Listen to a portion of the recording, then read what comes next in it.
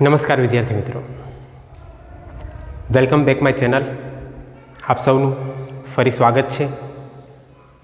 ધોરણ 12ની અંદર આપણે એક ભાગની શરૂઆત એ કરેલી હતી અને ભાગ હતો સ્ત્રી કેસરનો, જેની અંદર આપણે પ્રીવિયસ લેક્ચરમાં અંડકની રચના એટલે કે મહાબીજાણુ ધાનીની રચના એ જોઈ ગયા. આજે જે ટોપિકની શરૂઆત એ આપણે કરવા જઈ રહ્યા છીએ એ ટોપિક છે મહાબીજાણુ જનનનો. જોઈ શરૂઆત કરીએ આપણે મહાબીજાણુ જનન. આ ટોપિક એ મળતો આવતો છે કોને? તો કે આપણે જોઈ ગયા પુકેસરની અંદર ખાસ કરીને લઘુબીજાણુ જનનની ક્રિયા. એ જ રીતના અહીંયા છે મહાબીજાણુ જનનની ક્રિયા. ખાસ કરીને મહાબીજાણુ જનન આપણે એટલું કહી શકીએ કે મહા એટલે મોટું, મહા મીન્સ મોટું, બીજાણુ બીજાણુ જ, જનન એટલે ઉત્પન્ન કરનાર. જે મોટા બીજાણુ ઉત્પન્ન કરે છે એને આપણે મહાબીજાણુ તરીકે ઓળખી શકીએ. કે જ્યાં બીજાણુ ઉત્પન્ન થાય છે પણ એ બીજાણુ એ કદમાં મોટા છે એટલે આપણે એને મહાબીજાણુ કહીએ છીએ. જો કદમાં નાના હોત તો આપણે એને લઘુબીજાણુ તરીકે ઓળખી શકત. તો અહીંયાથી એક ડિફરન્ટ ક્રિયા છે એ આપણે સરળતાથી દૂર કરી શકીએ કે એક મોટા બીજાણુ તરીકે મહાબીજાણુ હશે અને નાના બીજાણુ તરીકે લઘુબીજાણુ હશે. પોઈન્ટની શરૂઆત કરીએ તો શરૂઆત અહીંયા એ ખાસ કરીને વ્યાખ્યાથી થશે કે આપણે એની વ્યાખ્યા એ આપીએ કે એની વ્યાખ્યા શું થશે. તો આપણે અહીંયા દર્શાવશું કે મહાબીજાણુ માતૃકોષ માંથી મહાબીજાણુ ના નિર્માણની આ ઘટનાને આપણે ખાસ કરીને મહાબીજાણુ જનન તરીકે ઓળખી શકશું. અહીંયા આપણે દર્શાવ્યું કે મહાબીજાણુ માતૃકોષમાંથી મહાબીજાણુના નિર્માણની આ સંપૂર્ણ ઘટનાને આપણે મહાબીજાણુ જનન તરીકે ઓળખી શકશું.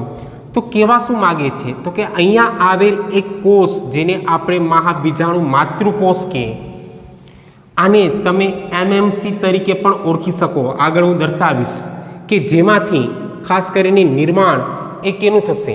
તો કે એક મહાબીજાણુનું. આ સમગ્ર ઘટનાને આપણે મહાબીજાણુ જનન તરીકે ઓળખી શકશું. તો આ વ્યાખ્યા એ આપણે દર્શાવી. પણ હવે પ્રશ્ન એ થશે કે મહાબીજાણુ માતૃકોષ એ ક્યાં જોવા મળે, અથવા મહાબીજાણુ માતૃકોષનું નિર્માણ એ ક્યાં થતું હશે? તો ખાસ કરીને એ પોઈન્ટ એ આપણે આકૃતિ દ્વારા સમજીએ. પ્રીવિયસ લેક્ચરમાં આપણે અંડકની રચના એ જોઈ ગયા અને એને જ અનુસરીને અહીંયા પણ આપણે એ ક્રિયા ફરી વખત એ દર્શાવીએ છીએ કે એક અંડકની રચના એ જોવા જઈએ તો આપણે દર્શાવેલું હતું કે જરાયુનો ભાગ હોય. ખાસ કરીને અહીંયા આવેલો ભાગ અંદરનો સૌથી પહેલો ભાગ એ ભ્રૂણપૂટનો હતો. એની ફરતે જે ભાગ એ જોવા મળશે એ ભાગ એ પ્રદેયનો હશે. ત્યાર પછી આપણે દર્શાવ્યું કે ખાસ કરીને આવી રીતના આવરણોની ક્રિયા એ જોવા મળતી હશે. અંદરની તરફ હશે, અંદરની તરફ એને અંત અંડાવરણ તરીકે આપણે ઓળખી શકશું. જ્યારે અહીંયા એક બીજું આવરણ છે જે બહારની તરફ છે અને બહારની તરફ આવેલ આ આવરણને આપણે બાહ્ય અંડાવરણ તરીકે ઓળખી શકશું. અને ખાસ કરીને આપણે એટલું દર્શાવી શકશું કે અહીંયા આવેલો આ જે ભાગ છે જે છિદ્ર સ્વરૂપે જોવા મળે છે એ ભાગ જેને આપણે અન્નછિદ્રીય ભાગ કહીએ, અન્નછિદ્રનો ભાગ, જેને આપણે અન્નછિદ્રીય ભાગ અથવા અન્નછિદ્રીય પ્રદેશ તરીકે ઓળખી શકીએ. હવે વિદ્યાર્થી મિત્રો ધ્યાન રાખજો, ખાસ કરીને આ પોઈન્ટને આપણે આ રીતના દર્શાવી શકશું કે જે અન્નછિદ્રીયનો ભાગ છે અને આ ભાગ જે પ્રદેયનો છે એ પ્રદેયના ભાગે અહીંયા ખાસ કરીને એક કોષનું નિર્માણ થાય, એ કોષ જેને આપણે મહાબીજાણુ માતૃકોષ તરીકે ઓળખી શકશું. એટલે કે એ કોષ એ એમએમસીનો રહેશે. એમએમસી આપણે એને કહેવા જઈએ તો ખાસ કરીને mega spore mother cell, mega spore mother cell, મહાબીજાણુ માતૃકોષ. તો અહીંયાથી તમને એટલો ખ્યાલ આવી જવો જોઈએ કે મહાબીજાણુ માતૃકોષનું નિર્માણ એ ક્યાંથી થાય છે, તો કે આ સંપૂર્ણ ભાગ એક એનો છે અંડક. અંડકની અંદર આવેલો આ જે વિસ્તાર છે જેને આપણે કયા તરીકે ઓળખી શકીએ તો કે પ્રદેય. અને પ્રદેયનો જે ભાગ છે એના કયા ભાગ તરફ, તો કે અન્નછિદ્રીય ભાગ તરફ એક કોષ જે જોવા મળશે જેને આપણે મહાબીજાણુ માતૃકોષ તરીકે ઓળખી શકશું. અને એમએમસી કોષ જે હશે એ હંમેશા 2n જ હશે, દ્વિતીય કોષ તરીકે જ ઓળખાશે. તો અહીંયા ખાસ કરીને એ સમગ્ર લખાણની ક્રિયા એ આપણે દર્શાવશું કે ખાસ કરીને અંડકના પ્રદેયમાં અને અન્નછિદ્રીય પ્રદેશ તરફ આવેલ કોષ જેને મહાબીજાણુ માતૃકોષ તરીકે ઓળખાય છે. તો એક સંપૂર્ણ ક્રિયા એ આપણે ક્લિયર થઈ જશે કે ખાસ કરીને અંડકના પ્રદેયમાં અને અંડછિદ્રીય પ્રદેશ તરફ આવેલ કોષ જેને આપણે મહાબીજાણુ માતૃકોષ તરીકે ઓળખી શકશું. Point clear? ખાસ કરીને આ કોષ એવો હશે જેની અંદર ઘટ કોષરસ અને સુસ્પષ્ટ કોષ કેન્દ્ર એ જોવા મળતું હશે. એટલે બીજો પોઈન્ટ એ આપણે અહીંયા દર્શાવશું કે તે ઘટ જીવરસ અને સુસ્પષ્ટ કોષ કેન્દ્ર એ ધરાવે છે. એ જે એમએમસીનો કોષ છે, મેગાસ્પોર મધર સેલનો જે કોષ છે એ કોષ એ ઘટ જીવરસ અને સુસ્પષ્ટ કોષ કેન્દ્ર એ ધરાવશે કે જેની અંદર જોવા મળશે. હવે ખાસ કરીને આપણે જે ઘટના જોવાની છે મહાબીજાણુ જનનની ઘટના છે. ઉત્પન્ન આપણે શું કરવાનું છે? મહાબીજાણુ. તો એની સંપૂર્ણ ઘટનાની શરૂઆત એ હવે આપણે કરીએ કે આ સંપૂર્ણ ઘટના એ આપણે કઈ રીતના જોઈ શકશું. તો ટૂંકમાં આ ક્રિયાને આપણે અહીંયા દર્શાવીએ કે ખાસ કરીને મહાબીજાણુ માતૃકોષ, મહાબીજાણુ માતૃકોષ જે હંમેશા 2n સ્વરૂપે હશે, દ્વિતીય સ્વરૂપે હશે. અને એ કોષ ઉપર એક ઘટના એ લાગુ પડશે અને એ ઘટના એ કઈ હશે તો કે અર્ધીકરણની, મિયોસિસ ક્રિયા એ લાગુ પડશે કોષ વિભાજનની. અર્ધીકરણની ક્રિયા એ લાગુ પડવાને કારણે ખાસ કરીને અંતે 4 એકકીય મહાબીજાણુ એ સર્જાય। એકકીય શબ્દ અહીંયા લખેલો છે અને એકકીય મીન્સ એન સ્વરૂપની ક્રિયા કે 4 એકકીય સ્વરૂપના મહાબીજાણુનું નિર્માણ થાય તો આ સંપૂર્ણ ઘટનાને આપણે મહાબીજાણુ જનન તરીકે ઓળખી શકીએ। આ સંપૂર્ણ ક્રિયાને આપણે અહીંયા એક આકૃતિ દ્વારા સમજીએ અને આકૃતિ આપણા માટે સૌથી અગત્યની છે, એટલે ખાસ અહીંયા ધ્યાન રાખજો। જોઈએ શરૂઆત કરીએ આપણે કે ખાસ કરીને અહીંયા આવી રીતના એક કોષ એ જોવા મળે છે અને એની ફરતે પણ ખાસ કરીને કોષ આવેલા છે। આ કોષ કેના હશે તો કે આવી રીતના એની ફરતે આવેલા જે કોષ છે આ કોષ એ પ્રદેયના છે, એટલે કે જે બહારનો વિસ્તાર દેખાય છે આ બહારનો જે વિસ્તાર એ આપણે જોઈએ છે એ બહારનો વિસ્તાર એ છે કેનો તો કે પ્રદેયનો। ઉપરનો જે ભાગ છે એ ઉપરનો ભાગ એ અંડછિદ્રીય ભાગ છે અને અંદરની તરફ આવેલો જે આ કોષ એ તમે જુઓ છો આ છે એમએમસીનો કોષ।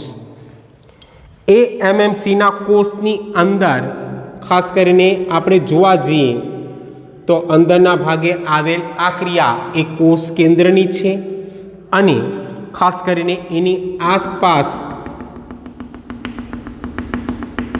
ઘટ જીવરસ એ જોવા મળશે। એટલે અહીંયા આપણે દર્શાવી દઈએ કે ખાસ કરીને આ કોષ એ એમએમસીનો છે, મહાબીજાણુ માતૃકોષનો છે। અંદર જોવા મળતો આ જે સુસ્પષ્ટ ભાગ છે જેને આપણે કોષ કેન્દ્ર તરીકે ઓળખી શકશું અને અંદર ઘટ ક્રિયા જે જોવા મળે છે એ ક્રિયા એ કેની છે જીવરસની। સૌથી પહેલી ક્રિયા આ થશે એમએમસીની ક્રિયા અને આપણે બધા જાણીએ છીએ કે એમએમસી એ 2n સ્વરૂપે હશે। હવે એની ઉપર સૌથી પહેલી ક્રિયા એ લાગુ પડશે અર્ધીકરણ 1ની। સૌથી પહેલા કઈ ક્રિયા લાગુ પડશે તો કે અર્ધીકરણ 1 અને અર્ધીકરણ 1ની ક્રિયા એ લાગુ પડવાને કારણે અહીંયા આપણે જોવા જઈએ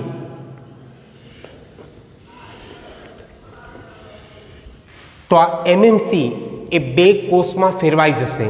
એટલે એમએમસીમાંથી હવે કેટલા કોષ જોવા મળશે તો કે 2 અને અહીંયા આપણે એ બાબત એ દર્શાવી શકશું કે બહારની તરફ જે કોષ છે એ તો પ્રદેયના જ રહેશે કે બહારની તરફ આવેલા આ જે કોષ છે એ કોષ એ પ્રદેયના છે, પણ અંદર અર્ધીકરણની ક્રિયા એ લાગુ પડવાને કારણે આવી રીતના 2 કોષ એ અસ્તિત્વમાં આવતા જોવા મળશે। અને હવે આપણે કહી શકશું કે ખાસ કરીને આ જે બહારનો ભાગ છે એ પ્રદેયનો છે અને જે 2 કોષ નિર્માણ પામેલા છે એને આપણે મહાબીજાણુ દ્વિકોષીય રચના તરીકે ઓળખી શકશું। મહાબીજાણુ દ્વિકોષીય રચના તરીકે એ ઓળખાશે 2 કોષ બન્યા। હજી જેમ જેમ પ્રક્રિયા એ આગળ વધશે એમ હવે અહીંયા લાગુ પડતી ક્રિયા એ કેની રહેશે તો કે અહીંયા લાગુ પડતી ક્રિયા અર્ધીકરણ 2ની રહેશે અને અર્ધીકરણ 2ની ક્રિયા એ લાગુ પડવાને કારણે હવે જે કુલ કોષીય રચના એ જોવા મળશે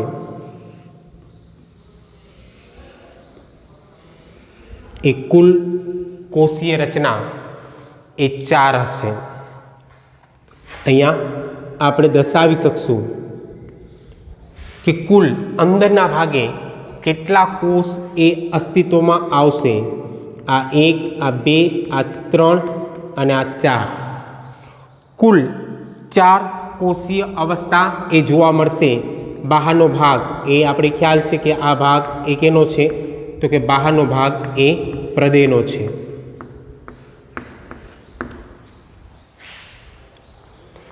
આવી રીતના કુલ 4 એકકીય મહાબીજાણુ એ ઉત્પન્ન થતા જોવા મળશે. અંદર જોવા મળતી આ સંપૂર્ણ ક્રિયા જે આપણે જોઈએ છે એ મહાબીજાણુની છે. હવે મહાબીજાણુ માતૃકોષ નથી, એટલે આપણે દર્શાવી શકીએ કે આ તમામ જે મહાબીજાણુ છે એ તમામ મહાબીજાણુ એ એકકીય સ્વરૂપે જોવા મળશે. 4 જે કોષ એ આપણે જોશું એ 4 કોષ એ એકકીય સ્વરૂપના જ હશે. તો શરૂઆત ક્યાંથી કરી આપણે? એમએમસીથી. મહાબીજાણુ માતૃકોષમાંથી અંતે મહાબીજાણુના નિર્માણની આ ઘટનાને આપણે મહાબીજાણુ જનન તરીકે ઓળખી શકશું. તો એક સંપૂર્ણ ક્રિયા એ આ રીતના જોવા મળશે કે એકમાંથી 4 મહાબીજાણુના નિર્માણની ક્રિયા એ જોવા મળે છે. પણ અહીંયા આપણે એ પોઈન્ટ દર્શાવશું કે ખાસ કરીને સપુષ્પી વનસ્પતિમાં 4 મહાબીજાણુમાંથી 3 કોષ એ નાશ પામે છે. 3 કોષ એ નાશ પામશે, એટલે કે 3 મહાબીજાણુ એ નાશ પામશે. વિદ્યાર્થી મિત્રો, આ ધ્યાન રાખજો. હા, કદાચ પ્રશ્ન થાય કે 3 કોષ શું કામ નાશ પામે? તો કે એની અંદર જે જીવરસ છે એ બહુ ઓછા પ્રમાણમાં હોય છે, અને ઓછા પ્રમાણમાં હોવાને કારણે 3 કોષ એ નાશ પામશે, એટલે કે 3 મહાબીજાણુ એ નાશ પામશે. વૈધા કેટલા? 1. એટલે અહીંયા બીજો પોઈન્ટ એ આપણે દર્શાવશું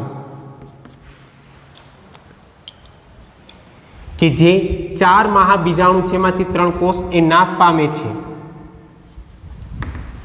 1 મહાબીજાણુ એ સક્રિય રહે છે. હવે જે સક્રિય રહેશે એ એક જ મહાબીજાણુ હશે, એટલે કે એક જ મહાબીજાણુ એ સક્રિય બનશે. અને ફરી વખત આપણે અહીંયા દર્શાવશું કે સક્રિય મહાબીજાણુમાંથી માદા જન્યુ અથવા ભ્રૂણપુટનો વિકાસ એ આગળ વધે છે. એ વિકાસને પ્રેરવામાં મદદરૂપ આ એક મહાબીજાણુ થશે, જે મહાબીજાણુ એ ખાસ કરીને સક્રિય રહેશે. એટલે કે સક્રિય મહાબીજાણુમાંથી અંતે માદા જન્યુ અથવા ભ્રૂણપુટના નિર્માણની ક્રિયા એ જોવા મળશે. હવે આપણે અહીંયા એ દર્શાવી શકશું કે એક મહાબીજાણુમાંથી એક ભ્રૂણપુટના વિકાસની આ પદ્ધતિને